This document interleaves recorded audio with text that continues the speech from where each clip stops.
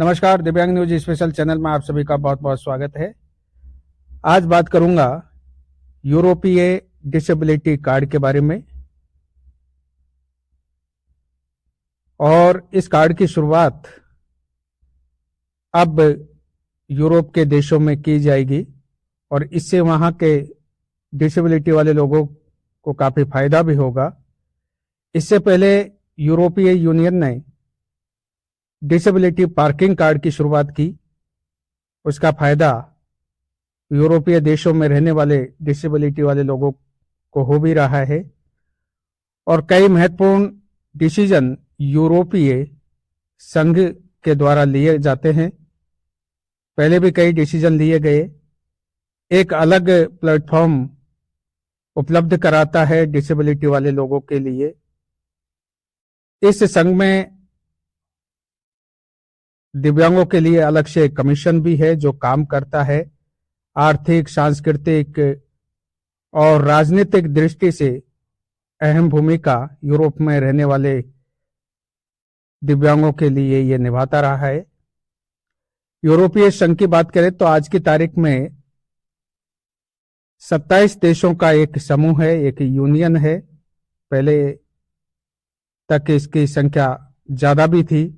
England शायद इससे बाहर हुआ था और काफी हलचल आर्थिक जगत में इसको लेकर रही है। आज के तारीख में 27 देश यूरोपीय संघ में शामिल हैं। 1993 में यानी 1993 को इसकी स्थापना हुई और उस समय से लगातार इसकी बैठकें आयोजित होती रही हैं। यूरोप महाद्वीप के ये सभी देश इसमें शामिल हैं। फ्रांस भी है, जर्मन भी है और दूसरे देश भी हैं। नाटो इसी संघ का एक इकाई है कह सकते हैं और यूक्रेन वाला मामला इससे जुड़ा हुआ है। यूरोपीय संघ यूक्रेन को सपोर्ट भी कर रहा है। तो आज बात करूंगा डिसेबिलिटी कार्ड की, जो कि यूरोपीय संघ के द्वारा लिया गया फरवरी के पहले सप्ताह में एक डिसीजन के द्वारा संभव हो सका। 1998 में एक कानून बनाया गया था डिसेबिलिटी के लिए और उसके आधार पर समय समय पर बैठक में निर्णय भी लिए जाते रहे। सितंबर 2023 को एक डिसीजन लिया गया था इस बैठक में, जिसमें काफी देश शामिल हुए और ये डिसीजन था डिसेबिलिटी वाले लोगों के लिए यूरोपीय डिसेबिलिटी कार्ड का ये मामला था और इसके लिए प्रस्ताव लाया गया और उस प्रस्ताव के बाद में लगातार इसको लागू करने के प्रयास चलते रहे। अभी फरवरी के पहले सप्ताह में इस पर फाइनल डिसीजन लिया गया, मोहर लगाई गई और इसको मान्यता दी गई।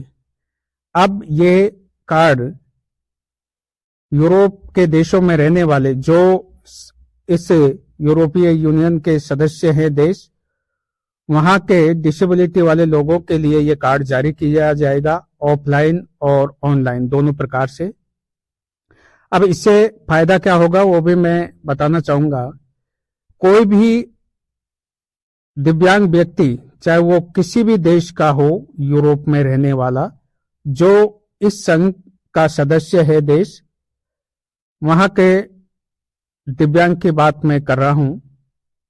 मान लीजिए फ्रांस का कोई व्यक्ति है, क्योंकि फ्रांस इस यूनियन का एक सदस्य है और वो दिव्यांग है और इंग्लैंड में जाना चाहता है, तो उसको वो सारी सुविधाएं उपलब्ध होंगी जो उसको फ्रांस में होती हैं।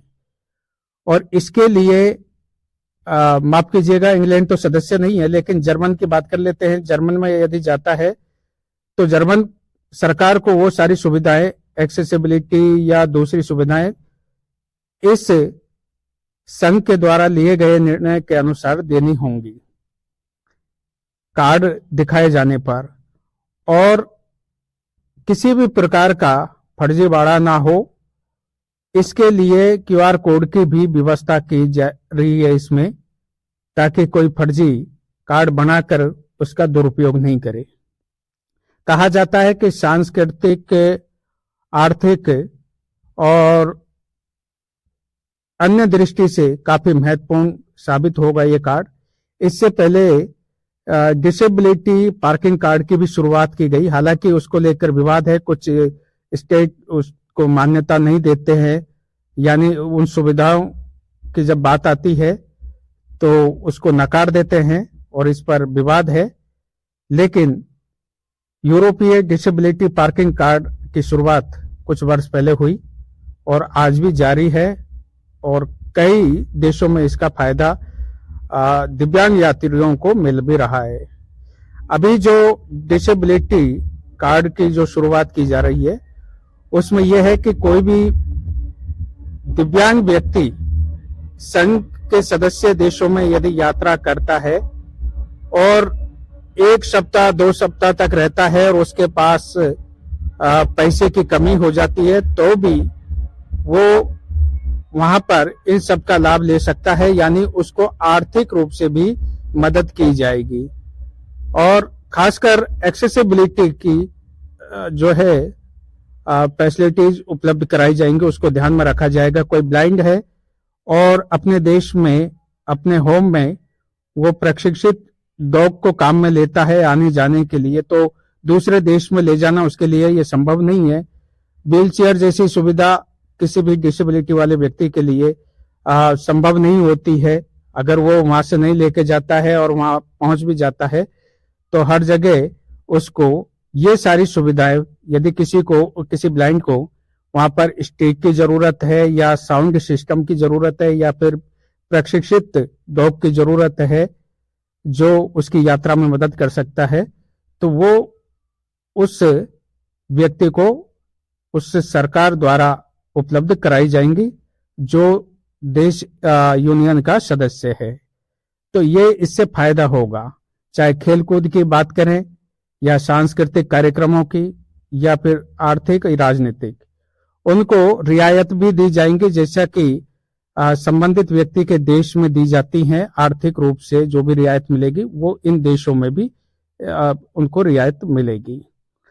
यूरोपीय संघ इस तरह के डिसीजन पहले भी लेता रहा है, क्योंकि इस संघ में एक अलग से डिसेबिलिटी कमीशन भी बना हुआ है जो डिसेबिलिटी वाले लोगों के मुद्दों को उठाता रहता है, और उसके बाद में संघ के देश, जो सदस्य देश है, वो अपना डिसीजन, अपना मत प्रकट करते हैं और एक निर्णय तक भी पहुंचते हैं।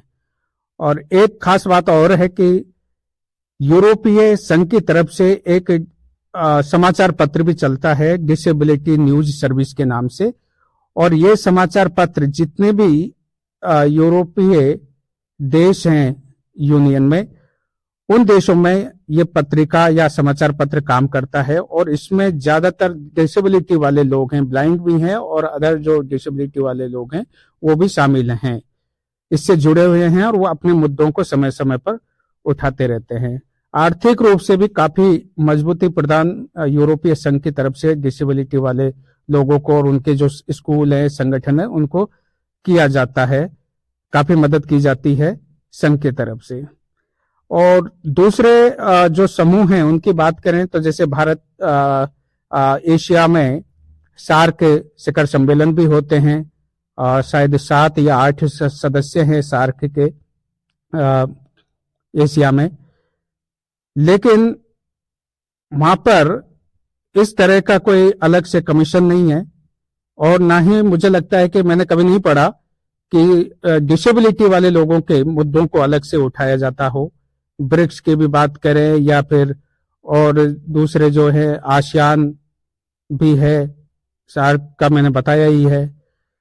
G20 में भी यही समस्या थी, लेकिन पहली बार भारत के प्रयासों से एक सी ग्रुप तैयार किया गया है जिसमें डिसेबिलिटी वाले लोगों के मुद्दों को इस बार भारत में उठाया गया था और एक अलग से प्लेटफॉर्म तैयार किया गया था। ये पहली बार हुआ है G20 के अंदर, जबकि G20 एक आर्थिक रूप से जो मजबूत देश हैं, बड़े देश हैं, उनका समूह है।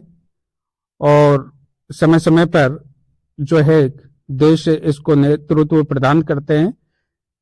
लेकिन विकलांगों का जो मुद्दा है वो कहीं न कहीं गौण होता था। उसको दूसरे लोगों के साथ में शामिल कर दिया जाता था। भारत का ये सराहनीय प्रयास रहा इस बार कि एक अलग से इसको मुद्दा बनाया और उसको अलग ढंग से अलग स्थान दिलाया और सी ग्रुप में शामिल करके इस मुद्दे को अलग से उठाया गया। तो ये एक महत्वपूर्ण उपलब्धि भारत की रही है G20 में कि इसको अलग से एक प्लेटफॉर्म मिला है।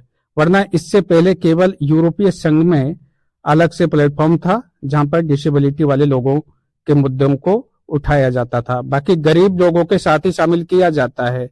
हम भारत में बजट की बात करें, कोई योजनाओं की बात करें, तो डिसेबिलिटी वाले लोगों को केवल आर्थिक आधार पर शामिल करके और उन्हें गरीबों के साथ ही जोड़ दिया जाता है। अलग से कोई बहुत ज्यादा मुद्दे की बात नहीं होती है। बजट भी पास होता है तो कुछ मामलों को अगर छोड़ दिया जाए तो उनको फिर उसी में शामिल कर दिया जाता है कि समाज कल्याण या सामाजिक न्यायिक अधिकारिता विभाग को इतना बजट दिया, जिसमें स्कॉलरशिप का भी मामला आता है और दूसरे लोगों का भी मामला आता है।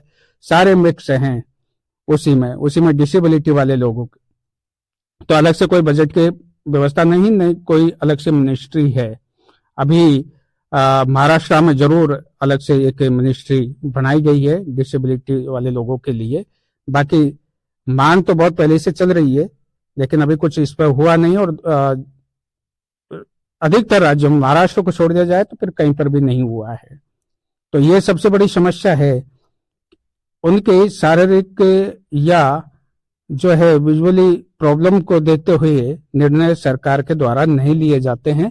वो केवल आर्थिक आधार पर निर्णय लिए जाते हैं, तो उसको गरीब के साथ में शामिल कर दिया जाता है। और दूसरा वह वैसे ही है जैसे कि कई बार ये होता है कि जब कोई डिसीजन लिया जाता है, कोई स्कीम चलाई जाती है या कोई आदेश जारी किया जाता है, तो उसमें कहा जाता है गंभीर रूप से बीमार लोगों के लिए, फिर गंभीर रूप से बीमार में डिसेबिलिटी को भी शामिल कर दिया जाता है। और फिर जो कुछ होता है वो सभी को मालूम है, उनको कितना फायदा होता है, डिसेबिलिटी वाले लोगों को कितना नहीं होता है।